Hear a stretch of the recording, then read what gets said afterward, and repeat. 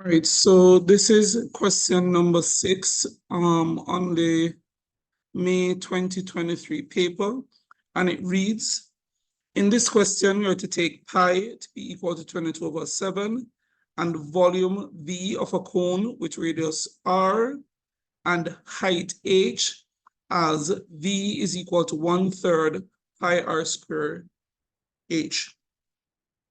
It says the diagram below shows sector OMRN of a circle with radius with center O and radius 12 centimeter, and sector angle 168 degrees, which was formed using a thin sheet of metal.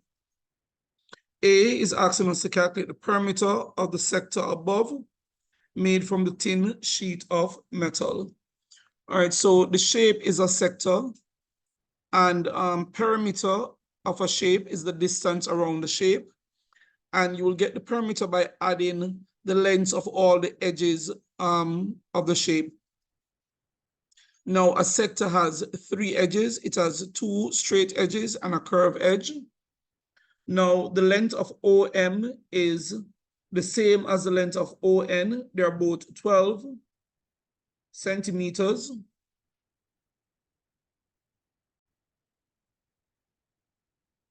All right, so again, OM is the same as ON. As I said earlier, it's what? They're both 12 centimeters. All right, next.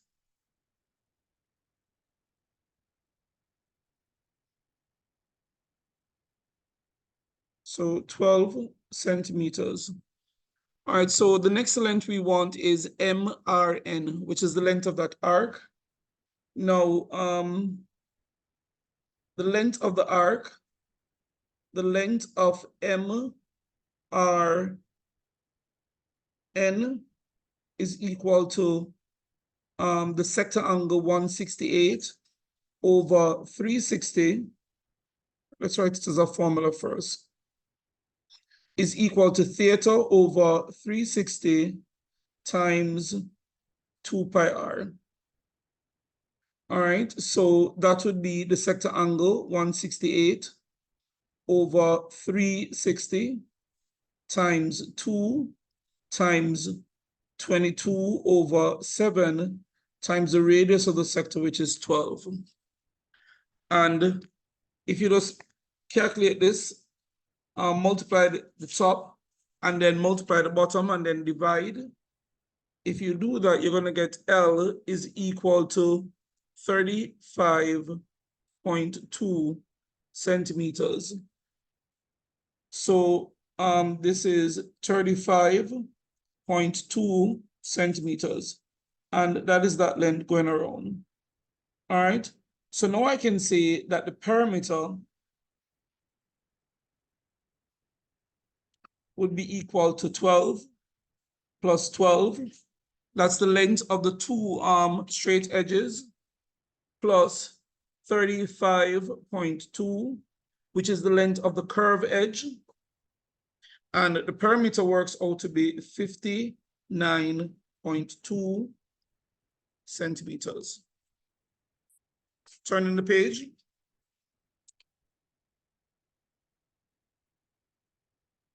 All right, so next we're told that a cone is made from the sector in A by joining OM and ON. So to join the two straight edges of the sector to form a cone. Now, so it means that OM, which was the radius of the sector, is now the slant length of the cone. So OM is 12 centimeters. The length of the sector, MRN, becomes the circumference of the base of the cone. So MRN, that is what? 35.2 centimeters. So the length of the sector, the length of the arc, when you join OM and ON, becomes the base of the cone. So the length of the arc, which was 35.2, is now the circumference of the base of the cone. Now, with that information, we can calculate the radius of the cone. Now, the circumference C is equal to 2 pi r, and that is equal to 35.2 centimeters. So let's put in what we know, 2 times 22 over 7 times r, which we don't know, is equal to 35.2. When nothing can cancel, we can multiply 2 times 22 is 24 times r is 44r over 7 is equal to 35.2 over 1. So now we have an equation with fractions to solve. The first thing we need to do is to get rid of the fractions. And if we have one fraction is equal to one fraction, to get rid of the fractions, we should just cross multiply. And in doing that, we're going to get cross multiply. 1 times 44r becomes 44r is equal to 7 multiplied by 35.2. Now, if I divide both sides by 44, I'm going to get r is equal to 7 times 35.2 divided by 44. R is 5.6 centimeters.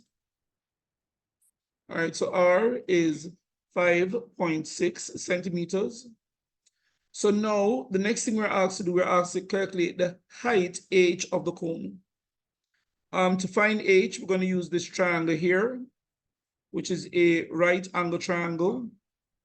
And the tools for solving the right angle triangle are Pythagoras theorem and the trig ratio. Now, if we know the length of two sides of a right angle triangle and we wish to find the length of the third side, we're going to use Pythagoras theorem. Pythagoras theorem, the formula is c squared is equal to a squared plus b squared. Now, in this formula, c is the hypotenuse.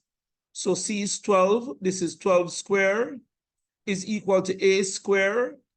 Let's say a is r, which is 5.6 squared, plus b squared, which is the height, which is what we don't know. So what we end up with is 12 squared is 144, is equal to 5 squared, which is 5.6 squared, which is 31.36, plus h squared. So therefore, 144 minus 31.36 is equal to h squared.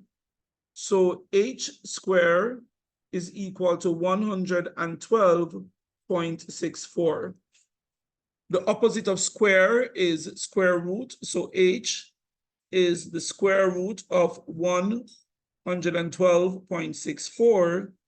So h, the height of the cone, is 10.6 centimeters.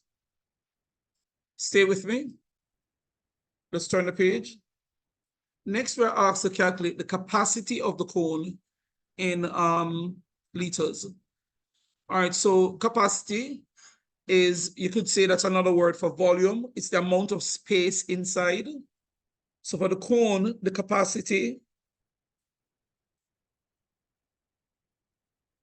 would be equal to the volume of the space inside of the cone, or the volume of the cone, which is 1/3 pi r squared h. So this formula was given earlier. So putting in our values, we have the volume, or the capacity, is 1/3 times 22 over 7 times r, which is 5.6, times 5.6, times the height, which is 10.6. You can put these over 1. Now, if you multiply everything at the top and then divide by 3 times 7, which is 21, you're going to end up with the volume being 348.25 centimeters cube. So that is the capacity of the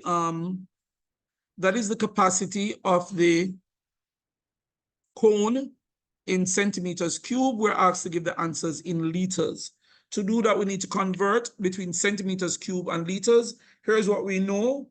1,000 centimeters cube is equal to 1 liter. If you divide both sides by 1,000, you get 1 centimeters cube is equal to 1 over 1,000 liters. So multiply now both sides by 348.25, and we get, and that is centimeters cube is equal to 348.25 multiplied by 1 over 1,000, which is the same as saying divide by 1,000, and we get 0.35 liters, approximately. It's approximately 0.35 liters.